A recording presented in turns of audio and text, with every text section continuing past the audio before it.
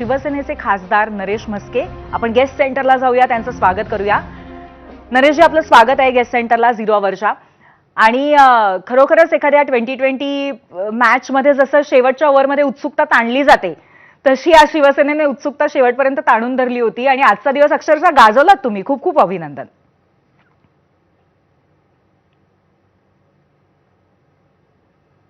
नमस्कार. पण असं एवढ्या आयत्या वेळपर्यंत अशा पद्धतीने निर्णय घेऊन अर्ज जो आज भरला, तर एवढी उत्सुकता ताणण्याचं कारण काय होतं? हे म्हणतो उत्सुकता ताणण्याचा प्रश्न या ठिकाणी नव्हता. एक फॉर्म भरायची जी आजची तारीख होती आणि शेवटच्या दिवसापर्यंत आपण पाहताय की 2 उमेदवार लढवण्याची सुद्धा आमची तयारी होती आणि त्याकरता आम्ही थोडंसं लेट आमचं डिक्लेरेशन केलं.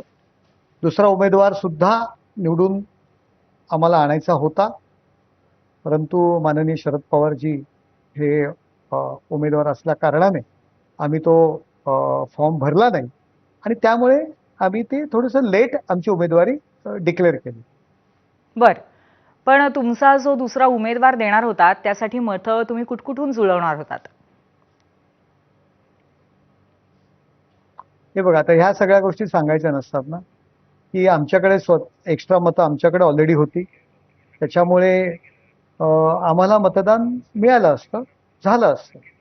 कारण एकनाथ शिंदे साहेबांवरती जो विश्वास आहे आमदारांचा, तो फार महत्वाचा आहे. काम करणारा माणूस, काम करणारा नेता म्हणून सर्व आमदार, विविध पक्षातील सर्व आमदार त्यांच्यावरती विश्वास ठेवतात आणि त्यामुळे आम्ही तो निर्णय घेणार होतो. परंतु माननीय पवार साहेबांची उमेदवारी जाहीर केल्यामुळे या ठिकाणी आम्ही उशिरा उमेदवारी जाहीर केली. कदाचित असंही असेल, आम्ही दुसरा उमेदवार उभं करतोय हे ऐकून काही लोक कोणा व्यक्तीकरता जे अडून बसले होते, कदाचित त्यांनी तो हट्ट आपला सोडला असेल आणि पवार साहेबांना पाठिंबा दिला असेल, असंही होऊ शकतं.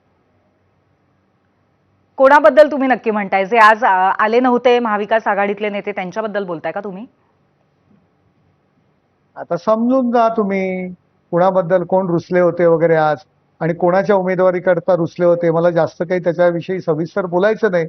कदाचित आम्ही दुसरा उमेदवार उभं करतोय याची खात्री त्यांना भीती वाटली असेल आणि म्हणून तो हट्ट जो आहे तो त्यांनी सोडला, परंतु ते रुसून बसले कदाचित आणि म्हणून ते आले नसतील. पण तुम्ही जर दुसरा उमेदवार उभा केला असता तर तुमच्या पूर्वाश्रमीच्या सेनेतनंच कुठेतरी तुम्हाला मतं मिळणार होती, अशी ती भीती होती का त्यांची? कदाचित तीच भीती असेल. कारण सर्व आमदार माननीय एकनाथ शिंदे साहेबांच्या संपर्कात आहेत. बर बर, या मुद्द्याकडे तर आपण पुन्हा पुन्हा येतच राहू, कारण असा सतत दावा केला जातो. पण आज सगळ्यात महत्त्वाचा मुद्दा असा आहे की आता अडसुळांचं वक्तव्य तुम्ही नक्कीच मगाशी ऐकलेलं असेल आणि त्या निमित्ताने इतर सुद्धा जे नाराज आता शिवसेनेमध्ये आहेत, ज्यांचा अनुभव जास्त आहे, जे ज्येष्ठ आहेत, त्या नाराजांची समजूत काढणं ही सुद्धा एक मोठी जबाबदारी असणार आहे नरेश इथून पुढे. हे बघा, एक जागा आहे आणि इच्छुक 5-6 लोक जर असतील, मी तर म्हणतो 5-6 कशाला, आज जो एकनाथ शिंदे साहेबांनी जो निर्णय घेतलेला आहे, सर्वसामान्य कार्यकर्ते जी पक्षासाठी सगळ्यांना अंगावर घेते, तळागाळात काम करणारी, सर्वसामान्य समाजातील, अतिशय गरीब परिस्थितीतील एक सामान्य स्त्रीला, सामान्य बहिणीला राज्यसभेच्या खासदारकीची उमेदवारी दिलेली आणि यामुळे कदाचित यापुढे येणाऱ्या विधान परिषद निवडणुका असतील, राज्यसभेच्या निवडणुका असतील, आज 7 लोक इच्छुक असतील तर पुढे 700 लोक इच्छुक राहणार आहेत. कारण आज कार्यकर्त्यांना विश्वास बसलेला एकनाथ शिंदे साहेबांच्या निर्णयामुळे की सर्वसामान्य कार्यकर्ता खासदार होऊ शकतो, सर्वसामान्य कार्यकर्ती आमदार होऊ शकते, हा एवढा मोठा विश्वास या ठिकाणी एकनाथ शिंदे साहेबांवरती कार्यकर्त्यांचा बसलेला आहे. यापूर्वी आपण पाहिलंय कोण उमेदवार, पक्षातील कार्यकर्ते उमेदवार होते का? कोणासाठी हट्ट धरून बसले होते? कोणाला उमेदवारी दिली होती? कुठल्या पक्षात यापूर्वी ते काम करत होते? जे साधे एखाद्या शहराचे प्रमुख पण नव्हत्या, ज्यांना उमेदवारी दिली होती साध्या एका शहराच्या प्रमुख म्हणून किती महिला आंदोलनं त्यांनी केली होती. अहो धड मराठी बोलता येत नाही अशा व्यक्तींना यांनी उमेदवारी दिली. आता त्यांना उमेदवारी दिली नाही म्हणून. बर बर. नाही नक्कीच तुमची जी म्हणजे मी आज म्हणतो 7 नाही, हं, पुढच्या राज्यसभेकरता आणि विधान परिषदेकरता 700 लोक आमच्याकडे इच्छुक असणार आहेत. कारण बर. एकनाथ शिंदे साहेबांनी हा निर्णय घेतलाय. हं. राज्यसभेची उमेदवारी एका सर्वसामान्य पत्र्याच्या घरात राहणाऱ्या महिलेला मिळते.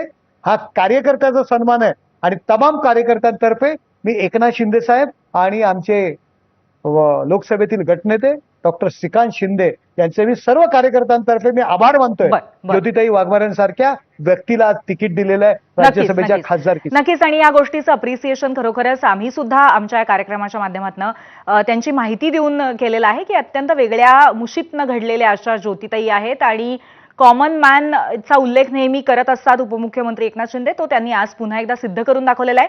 धन्यवाद तुम्ही आलात आणि या संपूर्ण विषयावरती आमच्याशी चर्चा केली त्याबद्दल. आणि याबरोबरच आपण पहिल्या प्रश्नावरती महाराष्ट्राचा कौल काय ते